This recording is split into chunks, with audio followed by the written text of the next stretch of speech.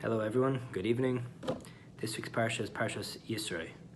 The Parsha begins with Moshe's father-in-law Yisro coming to join the Jewish people. And he sees his son-in-law Moshe, who is the sole judge of the Jewish people. The only judge anytime anyone has a dispute, a halachic question, the entire nation of 2-point-something to 3 million people are coming only to Moshe Rabbeinu. And Yisro has an obvious observation. He says, Moshe, Naval Tibal, you're going to burn out. You're the only judge for all these people. What you need to do is establish a hierarchy. You should hire different judges for 10,000 groups of 10,000 people, smaller judges over smaller groups of people, and the easier questions bring to the lower level judges, and the higher questions will come to you. That way, this system will be sustainable. And the obvious question is, why did Moshe Rabbeinu himself not realize this?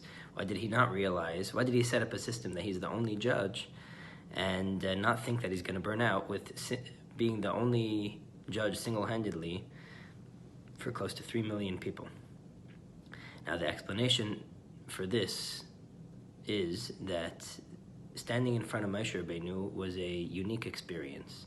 Anyone that's been by the Rebbe says the same, that sometimes you need to handle a court case because party number one and party number two have an argument. They're being petty with each other, and you need to work out their pettiness. But sometimes you stand in front of someone that just brings out your higher self, brings you up to a much more ideal place, almost brings you up to where they stand. Just by being in their presence, it uplifts you, being by a Fabrengen. And so Moshe Rabbeinu, he wasn't judging the people by getting into the petty nitty-gritties of their argument. Being in the presence of Moshe Rabbeinu automatically inspired their neshama to the highest degree. 2 Yidden came in front of Moshe Rabbeinu. Someone had a halacha question in front of Moshe Rabbeinu, and all of a sudden they became wired, high Wi-Fi connection to the Kavan Al-Yena. They automatically became close to godliness. So it wasn't a tiring experience for Moshe, and that was seemingly the best and most impactful way of getting the Torah across to the people. Yet Moshe Rabbeinu ultimately admitted to Yisro, and Yisro was right, because the ultimate purpose of Torah, of spiritual, is not for our spiritual side. It's not for our higher half. Torah and godliness is mainly there to hit home with our lower half. What happens when we walk away from Moshe Rabbeinu? Who are we then? And does Torah permeate us to hit even that side of us? Not just the overly inspired side of us, but even the human, basic side of us, our lower halves. In fact, there's a Maimer Chazal that says, Barasi Yetzer Hara, I created the evil inclination, and Barasi Torah Tavlin. I created Torah to be the medication for that evil inclination. In other words, we think Torah is there to talk to the spiritual side of us.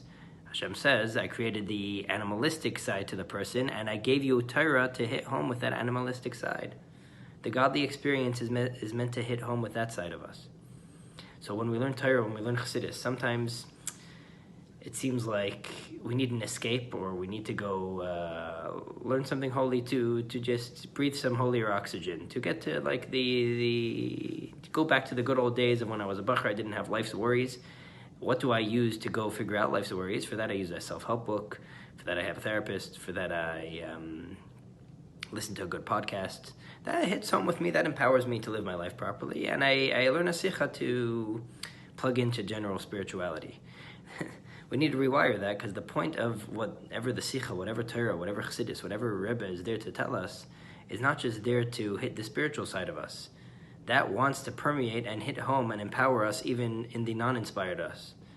In the part of us that deals with our family, in the part of us that deals with our business, our confidence, human decisions. That's the ultimate. You tap into Torah in its most ultimate space, not when it elevates us and gives us wings to make us transcend, but when it empowers us and hits home with who we are as people. And obviously, another lesson that we could take out of this is living post Gimel Tammuz. This is a unique way to live. That we had the Moshe Rabbeinu experience in front of the Rebbe, when we were elevated to his level, and just walking into Fabrengen was automatically inspiring, automatically set your head straight. But nowadays, the ultimate purpose is, can Can we become the Rebbe's mouthpiece? Can we translate Chassidus? Can we translate everything that the Rebbe stood for to ourselves and to people around us, that it will hit home with them, not just because we could uplift them with a wave of a hand, but because we could talk to them human to human and get that message of transcendence, of godliness across to them, even in the space where they're at naturally. Have a great Shabbos.